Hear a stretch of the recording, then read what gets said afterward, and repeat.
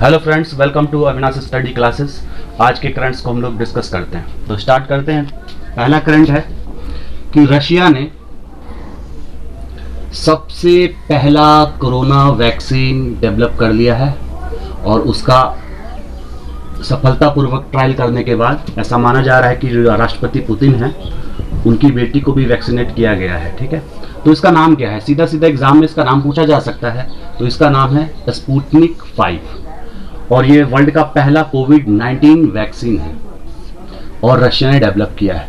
तो इसमें क्वेश्चन के हिसाब से तीन चीज़ें हैं कि वर्ल्ड का पहला कोरोना वैक्सीन किसने डेवलप किया है, तो रशिया ने। नाम उसका क्या है, तो स्पुतनिक 5। सेकेंड है, एक कमिटी बनाई गई है कोरोना से रिलेटेड ही कि इंडिया में जो कोरोना वैक्सीन का प्रोडक्शन होगा, क्योंकि आपको मालूम है इंडिया में कोरोना वैक्सीन का ट्रायल चल रहा है और फर्स्ट फेज का ट्रायल होने के बाद अब सेकंड फेज और थर्ड फेज के लिए अप्रूवल भी दे दिया गया है। तो उसका जब वैक्सीन तैयार हो जाएगा इंडिया में, तो उसका कैसे प्रॉपर रेगुलेशन होगा, उसका कैसे लॉजिस्टिक इम्प्लीमेंटेशन होगा और कैसे वो एक जगह से दूसरी जगह जाएगा, अलग अलग स्टेटों में कैसे डिस्ट्रीब्यूशन होगा, उसके लिए कमेटी बनाई गई है। ठीक है, तो कोरोना वैक्सीन रेगुलेशन के लिए कमेटी बनाई गई है। नीति आयोग के मेंबर हैं डॉक्टर वी.के. पॉल, ये इसके चेयरपर्सन होंगे यानी कि अध्यक्ष होंगे। और आज 12 अगस्त को इसकी मीटिंग भी है। ठीक है, तो मीटिंग भी हो रही थी इसकी, तो मीटिंग में यही सब चीज़ों पे डिस्कशन किया जाएगा कि किस तरह से कोरोना वैक्सीन को आगे जब इसके प्रिपरेशन के बाद इसको कैसे डिस्ट्रीब्यूशन किया जाएगा, उसका कैसे रेगुलेशन होगा। एक चीज़ इंपॉर्टेंट है वो मैं बताता हूँ आपको। एक बॉडी है DCGI, drug controller general of India. इसे 2012 में इसका फॉर्मेशन किया गया था और ये क्या करती है कि जो भी वैक्सीन इंडिया में बनाई जाती है उस वैक्सीन को ये लाइसेंस देती है। लाइसेंस देने का मतलब क्या है कि कोई भी वैक्सीन बनी या फिर मेडिसिन बना या फिर जो मेडिकल क्षेत्र से रिलेटेड जो भी चीज़ों का इन्वेंशन होता है इंडिया में, तो इससे DCGI जो बॉडी है इससे जाके अप्रूव करवाना पड़ता है लाइसेंस के लिए। तो ये इंपॉर्टेंट है, सीधा सीधा एग्जाम में पूछा जा सकता है कि कोरोना वैक्सीन जो बनाई गई है इंडिया में, जैसे अभी ऑक्सफोर्ड भी बना रही है, रिसर्च कर रही है ICMR के साथ मिलकर इंडिया में, और भारत बायोटेक जो है वो भी बना रही है दवा कोवैक्सीन, आपने सुना होगा न्यूज़ में। तो पूछ सकता है कि कोरोना वैक्सीन जो इंडिया में डेवलप हो रही है उसका अप्रूवल या उसको लाइसेंस कौन सी संस्था देती है, तो हम बता सकते हैं DCGI, drug controller general of India. 2012 में इसका फॉर्मेशन हुआ था और न्यू दिल्ली में इसका हेडक्वार्टर है। न्यू दिल्ली में इसका हेडक्वार्टर है। नेक्स्ट न्यूज़ में है कि आर्टिफिशियल AI से मतलब है यहाँ पे आर्टिफिशियल इंटेलिजेंस टेक्नोलॉजी का ट्रांसफर किया है किसने? इजराइल ने इंडिया को। इसमें होगा क्या? आर्टिफिशियल इंटेलिजेंस और उससे बने हुए इक्विपमेंट को इजराइल ने इंडिया को भेजा है। स्पेशली जो दिल्ली में एम्स है, एम्स के डायरेक्टर रणदीप गुलेरिया हैं, तो एम्स को ट्रांसफर किया गया है इजराइल के द्वारा, क्योंकि इजराइल आपको मालूम है इंडिया के साथ अच्छा इसका रिलेशन है, अभी हाल के दिनों में अच्छा रिलेशन डेवलप हुआ है। तो इसने आर्टिफिशियल इंटेलिजेंस यानी कि कृत्रिम बुद्धिमत्ता से जो टेक्नोलॉजी बनाई जाती है उसको इंडिया में भेजा है। तो इसमें होगा क्या? इसमें रोबोट होंगे, रोबोट हैं और ऐप है जो आर्टिफिशियल इंटेलिजेंस के द्वारा ऐप डेवलप किया गया। ये डॉक्टरों को दिया जाएगा और डॉक्टर इसको जो है रियल टाइम मॉनिटर करेंगे पेशेंट का कोरोना से रिलेटेड। तो ये बहुत ही बड़ा हेल्प किया है इजराइल ने इंडिया को, स्पेशली अभी इसको एम्स में इम्प्लीमेंट किया जा रहा है।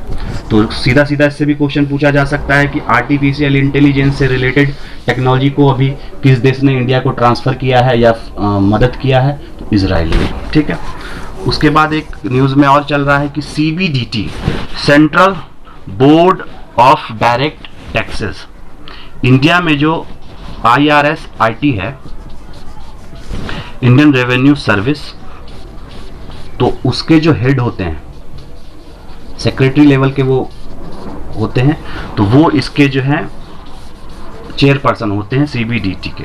ये डायरेक्ट टैक्स से रिलेटेड है। सीबीडीटी ने क्या किया है कि अभी गाजियाबाद, गुरुग्राम और दिल्ली के कुछ क्षेत्रों से चाइनीज सेल कंपनी को पकड़ा है, जिसका अलग अलग जगहों पे 40 बैंक अकाउंट में उसका खाता था और वो मनी लॉन्ड्रिंग कर रहे थे, यानी कि हवाला के द्वारा पैसा को जो है एक देश से दूसरे देश में उसका ट्रांजेक्शन कर रहे थे। तो बहुत सारे लोगों को उसमें पकड़ा है सीबीडीटी ने। तो सीबीडीटी से एग्जाम में क्वेश्चन ये तो नहीं पूछा है कि किस कंपनी को पकड़ा है या फिर कौन से लोग थे, लेकिन ये पूछा जा सकता है कि सीबीडीटी का जो है मुख्यालय कहाँ पे है। तो सीबीडीटी का हेडक्वार्टर कहाँ पे है? इसका हेडक्वार्टर नई दिल्ली में है, न्यू दिल्ली। और इसका फॉर्मेशन कब किया गया था? तो इसका फॉर्मेशन किया गया था, यानी इसको बनाया गया था कब?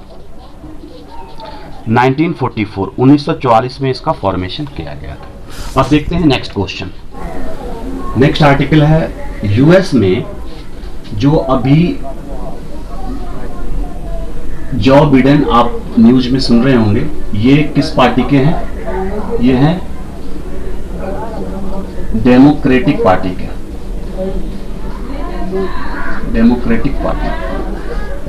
और जो अभी डोनाल्ड ट्रंप है वहां के प्रेसिडेंट, वो है रिपब्लिक पार्टी के।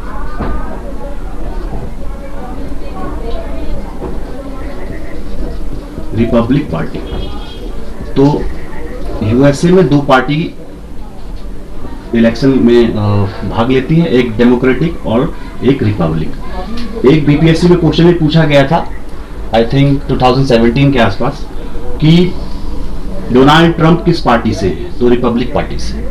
और डेमोक्रेटिक पार्टी के उम्मीदवार हैं इस बार प्रेसिडेंशियल इलेक्शन में जो बिडेन। तो जो बिडेन ने कमला हैरिस को नॉमिनेट किया है वाइस प्रेसिडेंट के लिए, वाइस प्रेसिडेंट कैंडिडेट के लिए,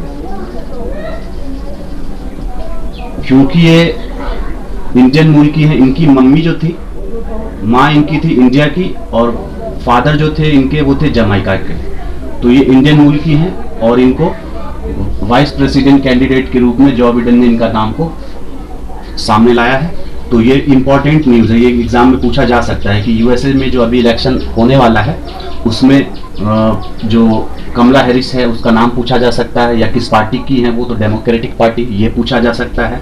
या किस चीज़ पे उनका इलेक्शन के लिए उनका सिलेक्शन किया गया है, यानी कि कैंडिडेट बनाया गया है, तो वाइस प्रेसिडेंट के लिए, वाइस प्रेसिडेंट के लिए, ठीक है, वाइस प्रेसिडेंट के लिए इनका नाम जो बिडेन ने सुझाव दिया है वहाँ पे। तो ये न्यूज़ में है। उसके बाद है कि आज वर्ल्ड एलिफेंट डे है और साथ ही साथ इंटरनेशनल यूथ डे भी है। वर्ल्ड एलिफेंट डे, आपको मालूम होगा एशियाटिक एलिफेंट का 60% इंडिया में ही घर है, जो वाइल्ड एशियाटिक एलिफेंट हैं वो। और आप बार बार न्यूज में भी सुनते होंगे ह्यूमन एलिफेंट कन्फ्लिक्ट। इसके लिए एक पोर्टल भी लॉन्च किया गया जिसका नाम है सुरक्षा।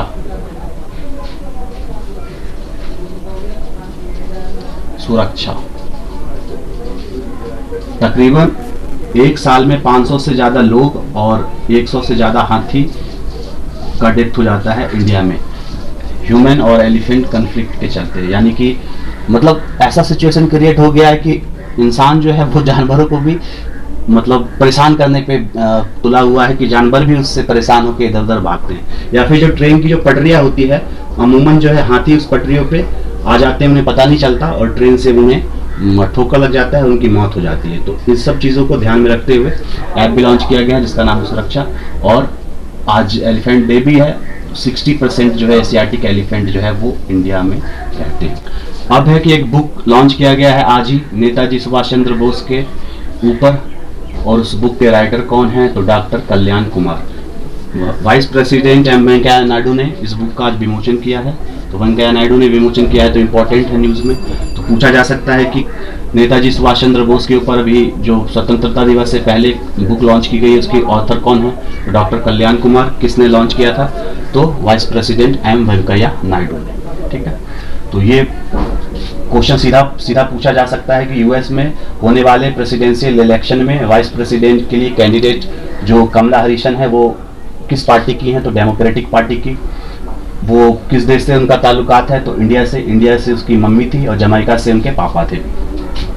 प्लस ये कैलिफोर्निया में रहती हैं और हार्वर्ड यूनिवर्सिटी से इन्होंने पढ़ाई लिखाई भी किया है।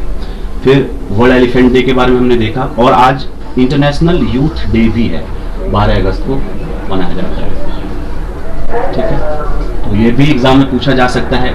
अमूमन एसएससी के एग्जाम में, रेलवे के एग्जाम में एक जो है डे से क्वेश्चन रहता है, वो किसी से भी जो उस समय आसपास कोई भी डे मनाया जाता है, सेलिब्रेट किया जाता है, उसे क्वेश्चन पूछा जा सकता है। ठीक है, अब नेक्स्ट देखते हैं। पीएम ने लॉन्च किया है एक प्लेटफॉर्म जो कि टैक्स से रिलेटेड है। ऑनरिंग द ऑनेस्ट इसका नाम है इस प्लेटफॉर्म का। ये कर में पारदर्शिता लाने के ख्याल से इसको लॉन्च किया गया। आज के दिन प्रधानमंत्री ने इसको लॉन्च किया 12 अगस्त को। ठीक है, तो डायरेक्ट क्वेश्चन पूछा जा सकता है कि प्राइम मिनिस्टर ने डायरेक्ट टैक्स से रिलेटेड किस प्लेटफॉर्म को लॉन्च किया है, तो ऑनरिंग द ऑनेस्ट। अब है next, defence acquisition council, DAC, ministry of defence के अंदर ये आती है। ये 1938 से 47 तक डिपार्टमेंट ऑफ डिफेंस के अंदर काम करती रही थी। फिर उसके बाद इसको स्वतंत्र कर दिया गया। इसका काम क्या है DAC का? DAC करती है कि जो थल सेना है, जल सेना है, वायु सेना है, तीनों सेना जो है भारतीय सेनाएं, उसके लिए आर्म्स एंड एम्यूनिशन जो है, मतलब गन हो गए, हेलीकॉप्टर हो गया, जैसे जेट हो गया, और भी चीजें जैसे मान के चलिए अलग अलग राइफल हो गए, जैसे AK-47, अभी जैसे AK-203 का प्रोक्योरमेंट किया जा रहा है, तो ये खरीदती है, ये सेलेक्ट करती है, चयन करती है किस किस चीज़ों को खरीदा जाए।